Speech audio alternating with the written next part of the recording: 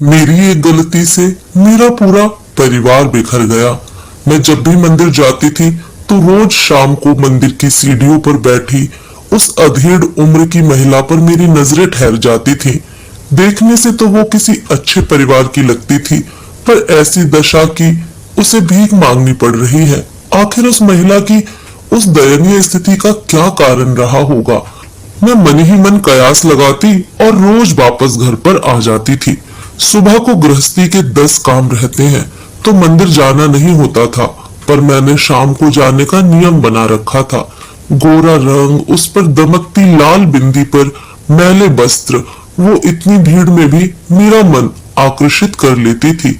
आज बच्चे भी जन्मदिन की पार्टी में गए थे और पति भी देर से ऑफिस में ही खाना खाकर आने वाले थे, तो मैंने भी 2 लोगों का खाना पैक किया और मंदिर चल दी।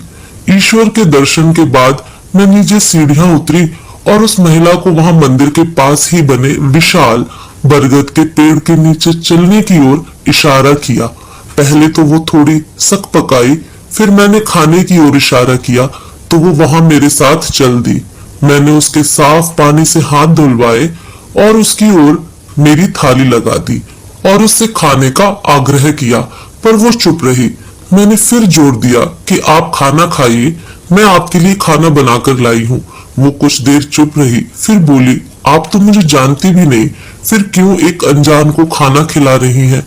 मैं भी औरों की तरह भीख मांगकर अपना पेट पाल लूंगी, आप मुझ पर ये विशेष दया क्यों दिखा रही हैं? मैं इस तरह आपका खाना नहीं खा सकती हूँ। और उसने इनकार कर दिया, जबकि उसके चेहरे से लग रहा था कि वो काफी भूखी है। वो मैं रोज मंदिर आती हूँ तो मैं आपको देखती हूँ, तो मुझे लगा कि आप किसी अच्छे घर से हो। इस तरह भीख मांगना तो मुझे आपकी मजबूरी लग रही थी, और आज पति और बच्चे भी घर नहीं थे तो मैंने सोचा आपके साथ ही खाना खा लूं, इसलिए मैं ले आई। आप मना मत कीजिए। छोटी बहन बस प्यार से कुछ खिला रही है।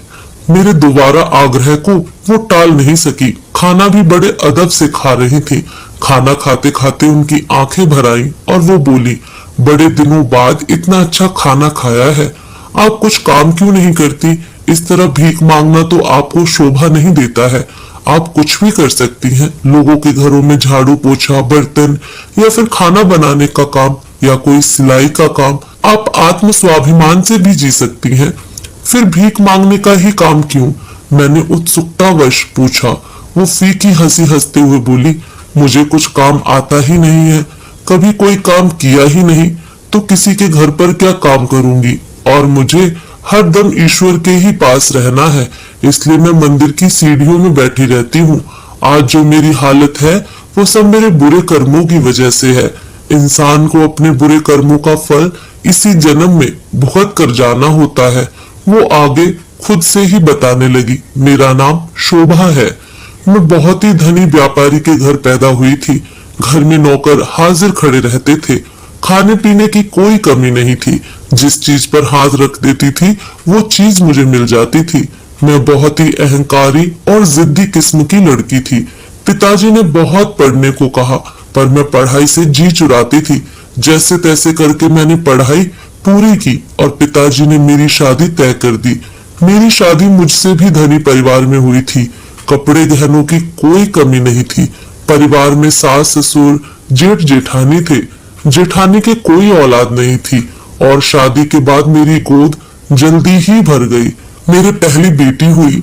परिवार वालों को वारिस की उम्मीद थी, पर सबने मन को समझा लिया कि अभी तक तो पहली ही संतान है, हो सकता है दूसरी संतान बेटा हो जाए। मैं अपने बच्चे को जेठानी को छूने भी नहीं देती थी और उनका अपमान करती रहती थी। वो बेचारी कुछ ना कहती थी। जेठानी जी तो मुझे छोटी बहन समझ के प्यार करती थी, पर मैं ही अहंकारी थी जो उनका प्यार समझ नहीं पाती थी। दूसरी बार भी मैं गर्भवती हुई। सास ससुर ने गरीबों के लिए भंडारे लगवाए और जगह जगह दान पुण्य किए ताकि सबका आशीर्वाद मिले और मैं बेटे को जन्म दूं, पर इस बार भी मुझे बेटी ही हुई। अब परिवार वालों का रवैया बदलने लगा, पर मैंने उम्मीद नहीं छोड़ी। तीसरी बार भी जब मैं गर्भवती हुई तो इस बार आखिरी उम्मीद थी कि बेटा ही होगा, क्योंकि मेरा शरीर कमजोर हो गया था और डॉक्टर ने आगे बच्चा करने से मना कर दिया था। तीसरी बेटी होने पर मैं बहुत ही रोई और उसे दूध पिलाने से भी इनकार कर दिया। पर कब तक, आखिर माँ का मन पिघला और मैं उसे भी प्यार से पालने लगी। इतना पैसा और बड़ा व्यापार जिसे संभालने के लिए कोई वारिस नहीं था। तभी ससुराल वाले चिंता करने लगे। एक दिन अचानक सुबह जेठानी जी का मन घबराया। परिवार वाले तुरंत अस्पताल ले गए तो पता चला कि वो पेट से हैं, माँ बनने वाली हैं। ये सुनते ही मेरे पैरों से जमीन सरक गई। मैं बिल्कुल खुश नहीं थी। जो पूजा पाठ हवन बेटा होने के लिए मेरे लिए करवाए थे, उनका फल उनको मिलने वाला था। मुझे लगा अगर इनको बेटा हो गया तो परिवार में मेरी इज्जत कम हो जाएगी। अब उनका होने वाला बच्चा मेरी आंखों में चुभने लगा। परिवार वाले उनका लाड चाव करते और मैं मन ही मन जल भुनकर रह जाती थी। मैं बस अब उनका बुरा सोचने लगी थी। काश इनका पैर फिसल जाए, इनका बच्चा गिर जाए, ये पैदा ही नहीं हो, या पैदा हो तो इन्हें भी बेटी ही हो। मैं मन ही मन उनका बुरा सोचने लगी। उनका खिलता चेहरा मेरी आंखों में खटकता था। परिवार में वैसे भी मेरी इज्जत कम हो गई थी, पर अगर उनको बेटा हो जाता तो मेरी कोई कद्र नहीं होगी। ये सोचकर ही मैं मन ही मन कुढ़ती रहती। मैं ईश्वर से रोज प्रार्थना करती कि किसी भी तरह से ये बच्चा इस दुनिया में नहीं आना चाहिए। मैं भूल गई थी कि ईश्वर तो सबका भला ही करते हैं और मैं उनसे बुरे के लिए प्रार्थना कर रही थी तो वो इसे कैसे स्वीकार करते। जैसे जैसे उनकी डिलीवरी के दिन नजदीक आ रहे थे, वैसे वैसे मैं परेशान हो रही थी। एक सुबह अचानक उठी तो पता लगा कि उनको बेटा हो गया है। देर रात दर्द उठा था तो उन्हें अस्पताल ले गए थे। मैं बच्चों को सुला रही थी तो मुझे बताना जरूरी नहीं समझा। मैं उस दिन बहुत रोई, ईश्वर को कोसती रही कि उनको तो एक बार में ही बेटा दिया और मुझे एक भी बेटा नहीं दिया। उनका भव्य स्वागत किया गया। सब लोग बधाइयां दे रहे थे, पर मेरे सीने पर सांप लौट रहे थे। हर पल मैं उनका बुरा चाह रही थी, इसलिए भी मैं बेचैन रहती थी। मुझे रातों को नींद नहीं आती थी। मैं अपनी बेटियों को भी कोसने लगी थी और उनका ध्यान नहीं रखती थी। हर पल उनका बेटा देखकर कुढ़ती रहती थी। अब मुझे लगने लगा था कि सारी जायदाद पर उनके बेटे का राज हो जाएगा। वो अब हम पर हुक्म चलाएंगी। ये विचार कौनते ही मेरा मन घबरा गया। मेरे मन में पाप जागा। जब मेरी तीनों बेटियां स्कूल गई थीं और सास भजन कीर्तन में घर के सारे पुरुष ऑफिस में गए थे, वो भी गहरी नींद में सो रही थी, तो मैंने उनके बेटे को सीढ़ियों से धकेल दिया और ऐसे नाटक करने लगी जैसे कि मैं सीढ़ियों से बच्चे को नीचे ले जाते वक्त फिसल गई। वो तो बच्चा था तो उसने तुरंत दम तोड़ दिया। घर में कोहराम मच गया। परिवार का इकलौता वारिस चला गया। बड़ी मुश्किल से सालों बाद उन्हें बच्चा हुआ था। वो एकदम से पागल हो गई थी। उन्हें संभालना बड़ा मुश्किल हो रहा था। मैं भी रोने का झूठा नाटक करती, पर मन ही मन खुश हो रही थी। मेरे कलेजे को ठंडक मिल रही थी। लेकिन इन सब के बीच मैं कभी उनसे नजरें नहीं मिला पाती थी, क्योंकि मैं जानती थी कि उस मासूम को मैंने जानबूझकर मारा था।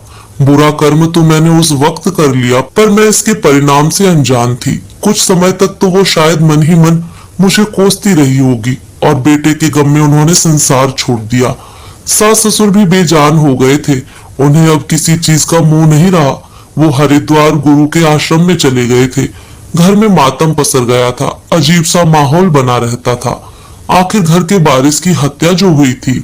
जेठ जी पत्नी और बेटे के गम में घंटों नशे में चूर रहते थे। मेरे पति ही व्यापार संभालते थे, पर उनसे अकेले नहीं हो पा रहा था और लगातार घाटा हो रहा था। एक दिन मेरी तीनों बेटियां स्कूल जा रही थी। वो सड़क पार कर रही थी कि एक तेजी से आते वाहन ने उन्हें कुचल दिया। अपने तीनों बच्चों को एक साथ खोने के बाद मुझे उनके दर्द का एहसास हुआ। अब मैं पागल सी हो गई थी। जेठ जी के पैर छूकर रोज उनसे माफी मांगती थी। मुझे माफ कर दो, मैंने आपके बेटे को मारा है, मुझे सजा दो, मुझे माफ कर दो। पर उन्हें लगता था कि मैं अपनी बेटियों की मौत से पागल सी हो गई हूँ। ईश्वर ने मुझे खुद सजा दे दी थी। अब मैं ईश्वर से कोई शिकायत नहीं करती थी, क्योंकि मुझे पता था मैंने बुरा काम किया था और बुरे काम करने वाले का अंजाम भी बुरा ही होता है। मेरी एक गलती से परिवार बिखर गया। मैं अब अपने आप को कोसने लगी थी। परिवार में धन की कमी हो गई थी, सारे नौकर भी हट गए थे, मुझे कोई काम भी नहीं आता था, तो पति भी मुझसे गुस्सा रहने लगे थे। वो देर से घर आते, चिड़चिड़े से भी रहते। मैंने पति के सामने अपना जुर्म कबूल किया तो उन्होंने मुझे घर से निकाल दिया कि तुझ जैसी पापी के लिए मेरे घर में कोई जगह नहीं है, तू अब इस घर में नहीं रह सकती। मेरे मायके वालों ने भी सहारा नहीं दिया। अब मैं जाती भी तो कहां पर जाती, मंदिर की सीढ़ियों पर बैठी रहती हूँ। ईश्वर से अपने पापों के लिए माफी मांगती हूँ, इसलिए भीख भी मांगती हूँ ताकि रोज ईश्वर से माफी मांग सकूं। अब तो ईश्वर के अलावा कोई दूसरा सहारा भी नहीं है। कुछ दिनों पहले अखबार में पढ़ा कि मेरे पति आत्महत्या कर चुके हैं और मेरे जेठ जी घर छोड़कर जा चुके थे। मेरी जलन की वजह से अच्छा भला पूरा परिवार बर्बाद हो गया है। जेठानी जी ने मुझे छोटी बहन की तरह प्यार किया, पर मैं ही उन्हें बड़ी बहन ना बना सकी। काश मैं उनके बेटे को दिल से अपनाती तो आज मेरी भी बेटियां जिंदा होती। घर में सब लोग अच्छे थे, बस मेरी वजह से पूरा परिवार बिखर गया।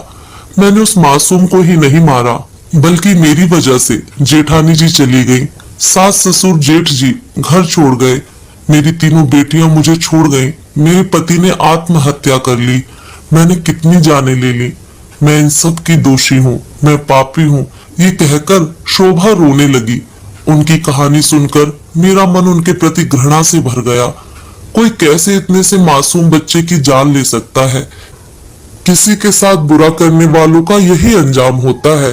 किसी के बारे में बुरा सोचने से भी आपके कर्म खराब ही होते हैं और कर्मों के फल से कभी बचा नहीं जा सकता। अच्छा करोगे तो अच्छा फल मिलेगा और बुरा करोगे तो बुरा फल मिलेगा। इंसान का सबसे बड़ा धर्म ही यह है कि यदि किसी का अच्छा नहीं कर रहे हो तो किसी का बुरा भी मत करो। शोभा मेरी तरफ एक उम्मीद और विश्वास से देख रही थी। उनकी आंखों में पछतावा था, पछतावे के आंसू थे, पर उनके पछताने से तो जो बुरा हो चुका है वो तो नहीं सुधर जाएगा।